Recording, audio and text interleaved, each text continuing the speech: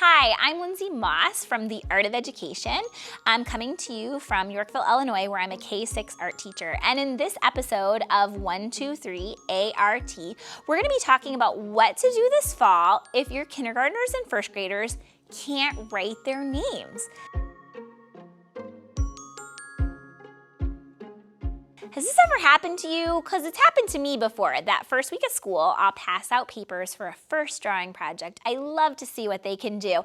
And then there's a roadblock because you hand out the pencils and there's always just a handful in class that can't write their name yet. Or it's not very legible, so later when you're reviewing all the art, you're like, who does this really belong to? Well, I want you to imagine for a minute that your kindergarten and first grade class is composed all of kids who had digital preschool or kindergarten. They did not have to practice writing their name because they were typing it, right? So are those kids ready to put their name on your project? Probably not. So in this episode, we're going to talk about a couple tips and tricks to make that go a little more smoothly. My first tip or trick to get those names on the paper is to use packing labels. This is a little bit more expensive, but if you can get a nice bulk box of labels and spend a few minutes typing out your students' names, you can print out the sheet of labels, and then as class is going on, you can go ahead and circulate, peel that sticker, and put it on the paper. Another added benefit to this is that if you are holding a list of labels at the end of class and there's still a couple names on it, you know who's absent and didn't start the project. Okay, are you ready for how easy this is? You find your name, and look, there's a little teddy bear by it, and you're going to peel it off, and then you're going to stick it at the top of your paper. Whoa. Oh, good. That's the one I've got. Look at it.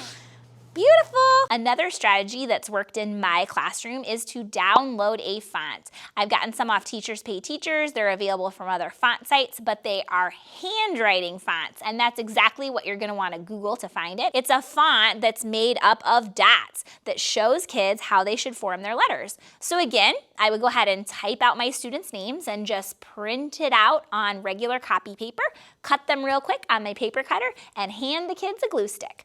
They can go ahead and glue their name to the top of the project. I have already made magical name tags for you. What you're gonna do is you're gonna take a glue stick and I'm gonna give you your name. You're gonna put some glue stick on the back and you're gonna stick it at the top, and then you can choose a marker and you can trace over it, okay? Added bonus, they're practicing those glue skills. Once they've got it on, you could just leave it like that or encourage them to use a mark making tool to go ahead and trace the letters of their name so they get that practice.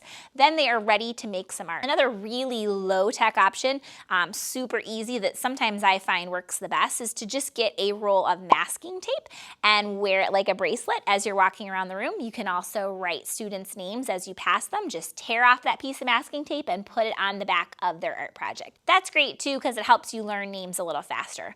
Now don't worry, you don't have to be making labels for the entire year. Our classroom teachers are amazing, and I'm sure by October or November, kids will have the name writing thing down pat. But these 3 tips are an excellent way to start those first few weeks of school when there's going to be a large group that can't do it yet.